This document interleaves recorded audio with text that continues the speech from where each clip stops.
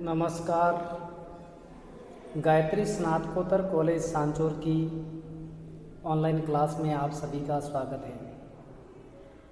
प्यारे विद्यार्थियों, आज हम बीए पार्ट 3 में इतिहास में भारत में प्रेस का विकास, समाचार पत्र का विकास और भारतीयों द्वारा प्रकाशित समाचार पत्रों व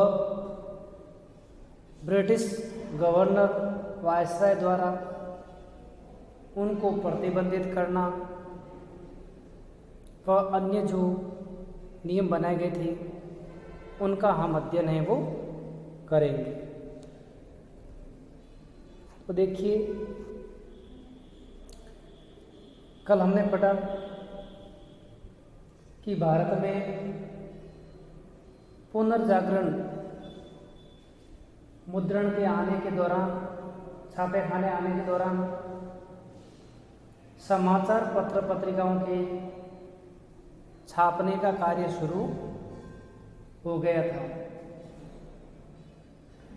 कई भारतीयों ने जो अंग्रेजी शिक्षा प्राप्त कर चुके थे उन्होंने इन समाचार पत्रों को छापने का कार्य है वो शुरू किया था। आज हम इन्हीं समाचार पत्रों के बारे में अध्ययन है वो करते हैं। तो देखिए,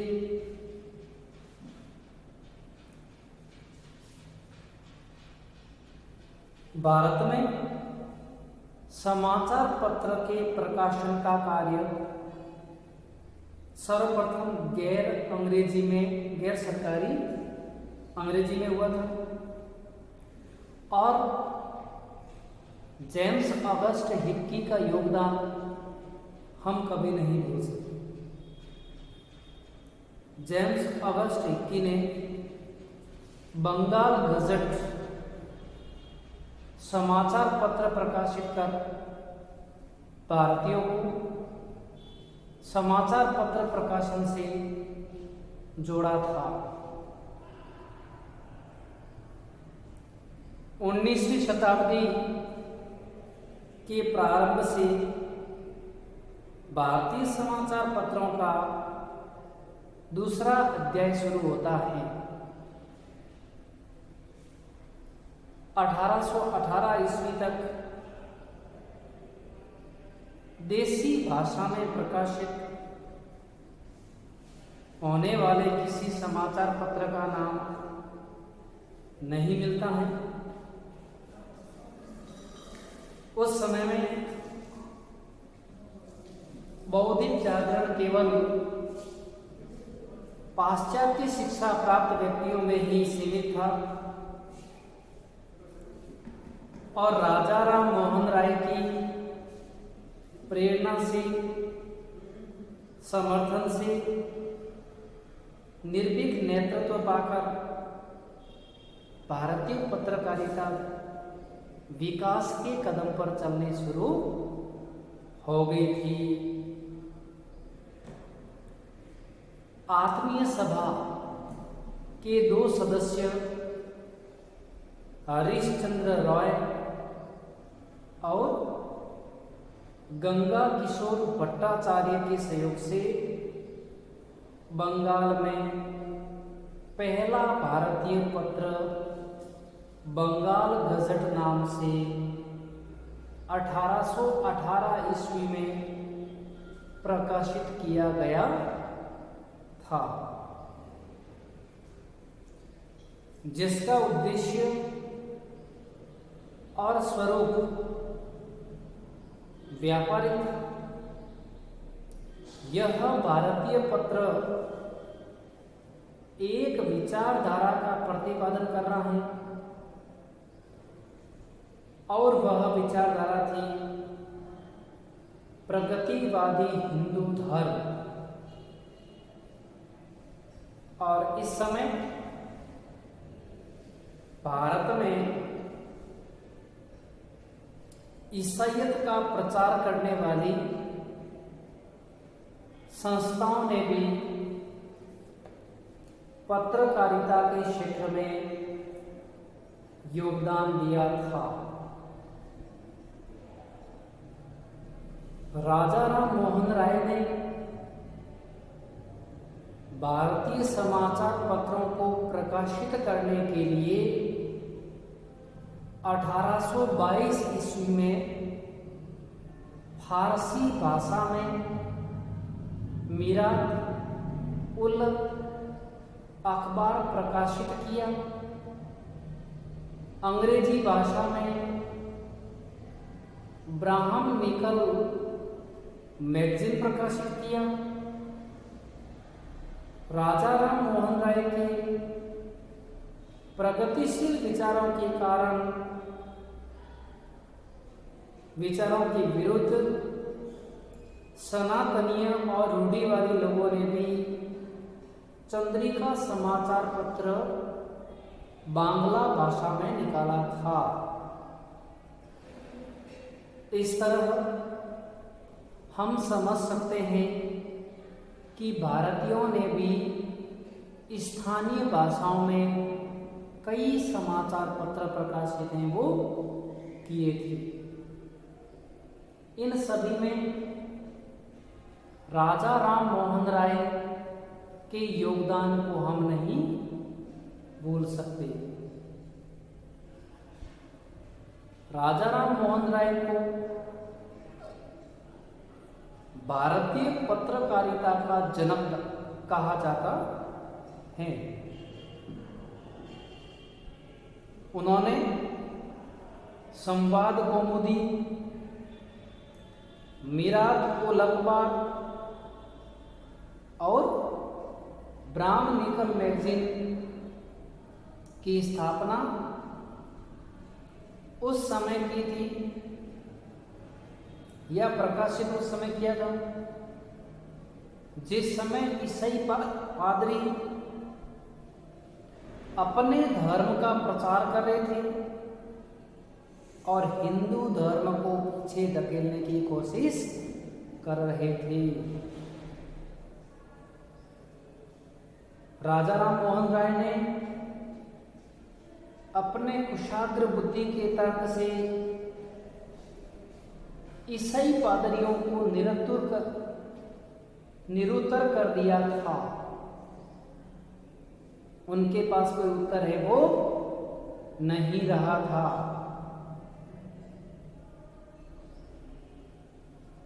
विद्वान बंकिमचंद्र ने खुले हृदय से और मुक्त कंठ से राजा राम मोहन राय की सराहना भी की थी, लेकिन कंपनी के कार्यवाहक governor general John Adam press की स्वतंत्रता को कंपनी के शासन के लिए घातक मानते थे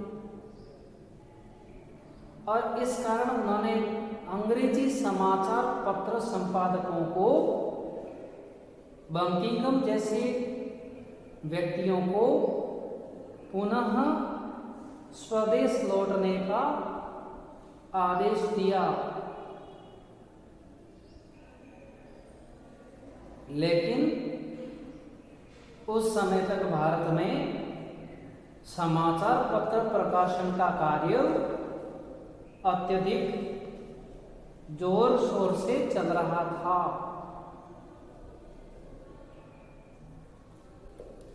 जॉन एडम ने प्रेस के अधिकारों को कम करने, समाचार पत्रों को प्रतिबंधित करने के लिए 1878 ईस्वी में जो लॉर्ड लेटन द्वारा पारित वर्नाक्यूलर प्रेस एक्ट हैं, उसकी तरह ही एक कानून पारित किया था और इस कानून के माध्यम से जॉन एडम ने समाचार पत्र पत्रिकाओं को खुला छापने पर रोक लगवाई थी,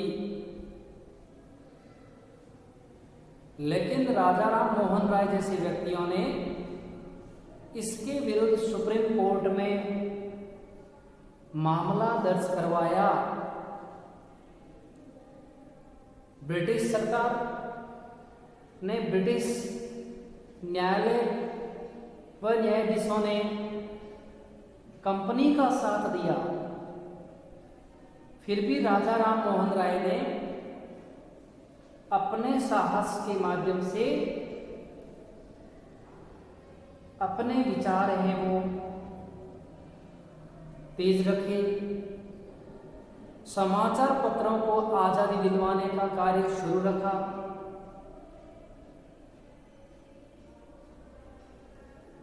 इससे एडम भयभीत हो गए और समाचार पत्र सतर्कता की नीति अवश्य अपना रहे थे, फिर भी उन्होंने नए अंग्रेजी भाषा के समाचार पत्रों का प्रकाशन करने दिया। और उस समय हिंदी भाषा का सबसे पहला समाचार पत्र, बहुत इंपॉर्टेंट है, उदन मार्तंड, जिसे कलकत्ता से युगल किशोर शुक्ल द्वारा प्रकाशित किया गया था 1826 ईस्वी में। 1829 ईस्वी में राजा राम मोहन राय ने अंग्रेजी भाषा में बंगाल हेराल्ड नामक साप्ताहिक पत्र प्रकाशित किया था। इसके बाद बंगदूत जैसे कई समाचार पत्र प्रकाशित किए थे। जब भारत में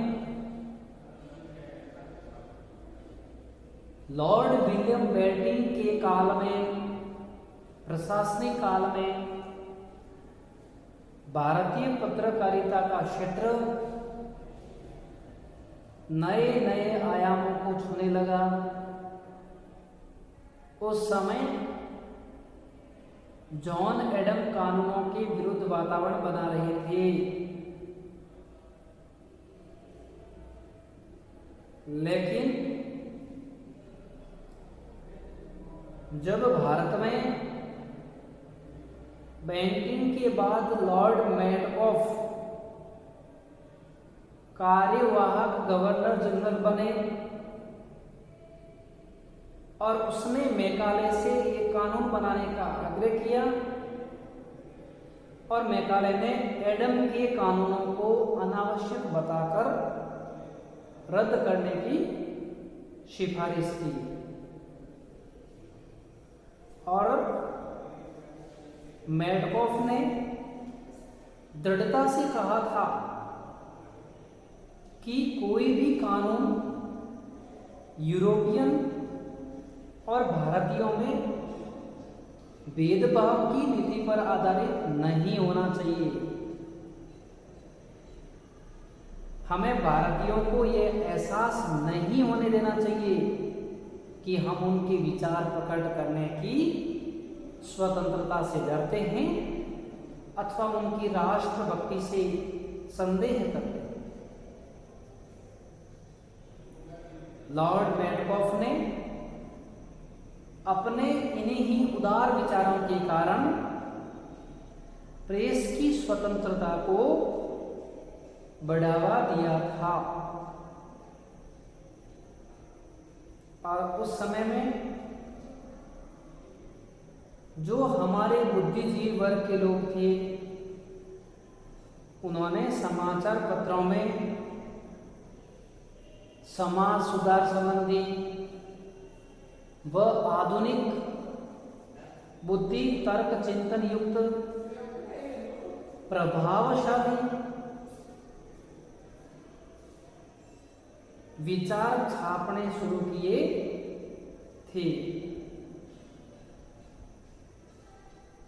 ईश्वर चंद्र गुप्त ने 1831 ईस्वी में संवाद प्रभाकर प्रकाशित किया था। इसी तरह मराठी भाषा का पहला पत्र मुंबई समाचार 1840 में प्रकाशित हुआ। 1784 ईस्वी में भारत की पुरानी सभ्यता, संस्कृति और साहित्य की जानकारी के लिए सर विलियम जोन्स ने 1784 ईस्वी में सर विलियम जोन्स ने भारतीय संस्कृति को समझने के लिए एशियाटिक सोसाइटी ऑफ बंगाल की स्थापना की थी और 1832 में जेम्स प्रिंसेप ने Journal of the Royal Society of Bengal का प्रकाशन किया था। 1842 में देवेंद्र नाथ टैगोर ने तत्वबोधिनी पत्रिका प्रकाशित की थी। इस तरह भारतीयों ने, जो बुद्धिजीवी वर्ग के पाश्चात्य शिक्षा प्राप्त विचारक थे, उन्होंने पूरे भारत में समाचार पत्र प्रकाशित करने शुरू कर दिए और इन समाचार पत्रों के प्रकाशन से भारतीयों को पौराणिक अंधविश्वासों, कुरीतियों से बचाने का कार्य किया एवं साथ ही साथ ब्रिटिश सरकार द्वारा किए गए सौतेले व्यवहार, ब्रिटिश सरकार द्वारा किए जा रहे शोषण, रंगभेद नीति आदि को भी अपने समाचार पत्रों में प्रमुखता दी और लोगों में जन जागृति लाने का प्रयास किया था। इससे भारत के जनमानस में अंग्रेजों के प्रति घृणा का भाव आ रहा था, संदेह उत्पन्न हो रहा था और उस समय भारत के गवर्नर जनरल के रूप में, वायसराय के रूप में लॉर्ड लिटन आए। लॉर्ड लिटन समाचार पत्रों के बेबाक तरीके से, स्वतंत्र तरीके से छापने के खिलाफ थे। इस कारण उन्होंने 14 मार्च 1878 ईस्वी को वर्नाक्यूलर प्रेस एक्ट की घोषणा कर दी। अब सरकार को इस कानून के तहत अधिकार मिल गया कि वह किसी भी समाचार पत्र को प्रकाशित करने से रोक सकती हैं, उसे रद्द कर सकती हैं और प्रकाशित करने वाले को सजा तक दे सकती हैं। अर्थात सेंसर की व्यवस्था की गई थी। वर्नाक्यूलर प्रेस एक्ट का पूरे भारत में सर्वत्र विरोध हुआ। वर्नाक्यूलर प्रेस एक्ट को पूरे भारत में गलत मानने लगे और इस तरह जब नए गवर्नर वायसराय लॉर्ड लिटन आए तो लॉर्ड लिटन ने भारत में इस तरह के कानून के माध्यम से भारतीयों की स्वतंत्रता को दबाया। भारतीयों के बढ़ते आक्रोश को देखकर